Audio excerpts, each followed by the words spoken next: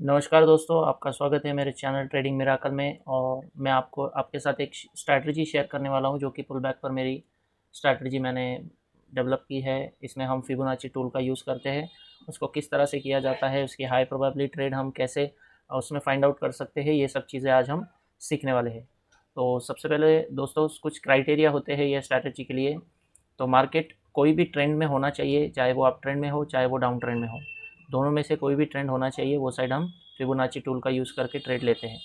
Second thing, Fibonacci tool में 33% और 50% जो लेवल होता है उसकी प्रोबेबिलिटी बहुत हाई होती है, 66% और 100% रिट्रेसमेंट से। उसके बाद और एक बात हमें ध्यान रखनी है कि हमें साइडवेज मार्केट में बिल्कुल भी ट्रेड नहीं करना है ये स्ट्रैटेजी से। ये स्ट्रैटेजी साइडवेज मार्केट में काम नहीं आती है। ये स्ट्रैटेजी के लिए हमें मोमेंटम की बहुत ज़्यादा ज़रूरत होती है। तो मोमेंटम दो टाइप के होते हैं। एक टाइप होता है सिंगल कैंडल मोमेंटम। कभी कभी आपको मॉर्निंग में एक ऐसी कैंडल दिखेगी जो एक ही कैंडल बहुत बड़ी बनती है, चाहे वो अप साइड हो चाहे वो डाउन साइड हो, दोनों भी साइड की कैंडल हमें चलेगी। लेकिन मोमेंटम सिंगल कैंडल का होना चाहिए या फिर मोमेंटम मल्टीपल कैंडल्स से बना हुआ होना चाहिए, जो कि आपको राइट साइड में दिख रहा है। मल्टीपल कैंडल्स का भी मोमेंटम रहेगा, यहाँ पर भी हम फिबोनाची का यूज़ करेंगे और हमारा ट्रेड एग्जीक्यूट करने की कोशिश करेंगे। तो देखते हैं दोस्तों इसके जो लेवल्स होते हैं वो कैसे होते हैं। तो सबसे पहले अगर यहाँ पर हमें एक अच्छा मूवमेंट मिलता है, जैसे कि आपको ये कैंडल दिख रही है, हमें ये बहुत अच्छा मूवमेंट मिला है, तो यहाँ पर हम क्या करेंगे, इसके लो से इसके हाई तक एक फिबोनाची का टूल लगाएंगे और ये हमें 33, 50, 66 और 100% के लेवल मिलेंगे। तो जब भी मार्केट दोस्तों 33% से रिट्रेसमेंट लेता है तो इसके न्यू हाई बनाने की जो प्रोबेबिलिटी होती है वो 90% के आसपास होती है। ये मैं मेरे एक्सपीरियंस के साथ आपको बता रहा हूँ। तो जब भी कोई भी मूवमेंट आएगा मार्केट में ऐसे, उसका 33% रिट्रेसमेंट हो रहा है इस लेवल के आसपास, तो इसके न्यू हाई बनाने की प्रोबेबिलिटी 90% होती है। तो इसके बाद हम देखते हैं 50% अगर रिट्रेसमेंट करता है तो कितनी प्रोबेबिलिटी होती है दोस्तों। तो यहाँ पर आपको दिख रहा है 70% प्रोबेबिलिटी होती है अगर मोमेंटम आने के बाद मोमेंटम उसका 50% तक रिट्रेसमेंट करता है तो, और यहाँ से न्यू हाई बनाने की जो प्रोबेबिलिटी होती है वो 70 to 75% के आसपास होती है। तो ये दो लेवल है दोस्तों, एक 33% और एक 50%।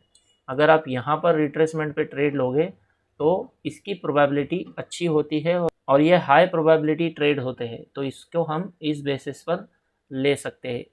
अब अगर हम 66% रिट्रेसमेंट की बात करें, तो जब भी मूवमेंट आता है कोई भी और उसके बाद 66% तक रिट्रेसमेंट कर लेता है, उसके बाद वहाँ से इस कैंडल के हाई से और एक न्यू हाई बनाने की जो प्रोबेबिलिटी है वो 30% रह जाती है। तो ऐसे में मैं 66% पे ट्रेड नहीं लेता हूँ, मैं ज़्यादातर 33% और 50% पे ही ट्रेड लेता हूँ। 66% पे अगर आप ट्रेड लेना चाहते भी हो तो ज़्यादा से ज़्यादा टारगेट हमारा ये कैंडल का हाई होना चाहिए, बिकॉज न्यू हाई बनाने की प्रोबेबिलिटी यहाँ पर बहुत कम है, 30% या उससे भी कम आप बोल सकते हो। जब 66% मार्केट रिट्रेसमेंट करता है कोई अच्छे बड़े मूव का। अब हम बात करेंगे 100% रिट्रेसमेंट की।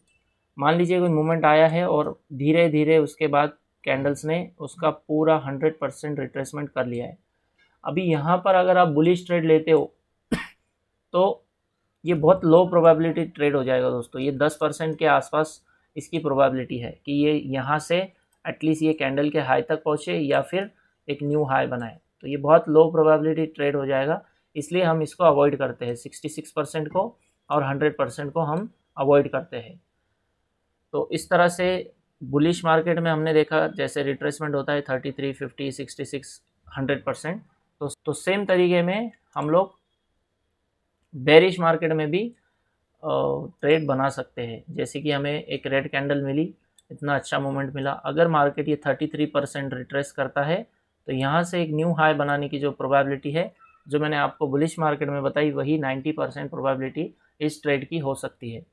अगर मार्केट यहाँ से 50% रिट्रेसमेंट करता है और यहाँ से घूमता है तो इसके न्यू लो बनाने की जो प्रोबेबिलिटी है वो अराउंड 70 to 75% यहाँ पर हमें मिल जाती है।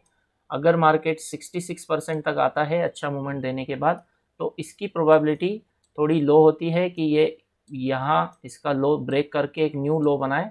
तो यहाँ पर इसकी 30% या 30 से भी कम हम बोल सकते हैं यहाँ पर। और अगर मार्केट 100% अगर ये मूवमेंट पूरा कैप्चर कर ले रहा है तो यहाँ पर तो 10% भी मुझे नहीं लगता कि प्रोबेबिलिटी होती है न्यू लो बनाने की। तो इसी तरह से जैसे बुलिश मार्केट में फिबोनाची का टूल का यूज़ करते हैं हम, वैसे ही बेरिश मार्केट में मूवमेंट मिलने के बाद लेवल टू लेवल अगर हम ट्रेड लेते हैं तो यहाँ पर क्या होता है, स्टॉप लॉस भी छोटा लगता है और हमारे टारगेट हमें बड़े मिलते हैं। तो ये एक फ़ायदा ये स्ट्रैटेजी का होता है दोस्तों। मान लीजिए आपने यहाँ पर 33% पर आपको एक बेरिश कैंडल मिली और यहाँ पे आपने एक ट्रेड बनाया, तो आपका स्टॉप लॉस जस्ट ये 33% के ऊपर होगा। स्टॉप लॉस बहुत छोटा हो जाएगा और टारगेट आपका रहेगा इस कैंडल के नीचे, और एक लो जब बनेगा तब आपका वहाँ पर प्रॉफिट बुकिंग होगा। तो ये रेशो के लिए भी बहुत अच्छा होता है, रिस्क रिवॉर्ड रेशो मेंटेन करने के लिए। और ये ट्रेड मैं पर्सनली कई सालों से कर रहा हूँ, 33 और 50% रिट्रेसमेंट वाला पुल बैक ट्रेडिंग। तो ये बहुत ही इफ़ेक्टिव है, आप भी दोस्तों ट्राई करना और बताना ये वीडियो आपको कैसी लगी है। मेरे वीडियो को लाइक करें, सब्सक्राइब करें, ताकि अगली कोई एजुकेशनल वीडियो मैं पोस्ट करूँ तो आपको उसका नोटिफिकेशन मिल जाए। तो मिलता है अगली वीडियो में, तब तक के लिए बाय बाय।